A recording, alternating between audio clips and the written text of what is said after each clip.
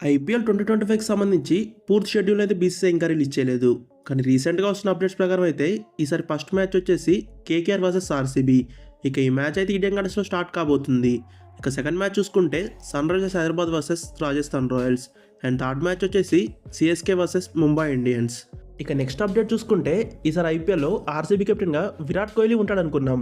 కానీ సడన్గా రజత్ పతిదార్ని అయితే తమ కెప్టెన్గా ఆర్సీబీ మేనేజ్మెంట్ అనౌన్స్ చేసింది. ఇక ఆర్సీబీ కెప్టెన్గా రజత్ పతిదార్ ఉండడంపై మీరేమనుకున్నారో కింద కమెంట్ చేయండి.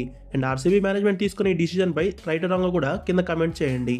ఇక మరో అప్డేట్ చూసుకుంటే ఎస్ఆర్హెచ్ వైస్ కెప్టెన్గా అభిషేక్ శర్మ ఉండే అవకాశం ఉంది. అండ్ అభిషేక్ శర్మ వైస్ కెప్టెన్గా కరెక్టో కాదో కింద కమెంట్ చేయండి. ఇక ఐపీఎల్ నాకౌట్ మ్యాచెస్ విషయానికి వస్తే క్వాలిఫైర్ 1 అండ్ ఎలిమినేటర్ ఈ రెండు మ్యాచెస్ కూడా ఉప్పల్ స్టేడియంలో ఆడబోతున్నారు.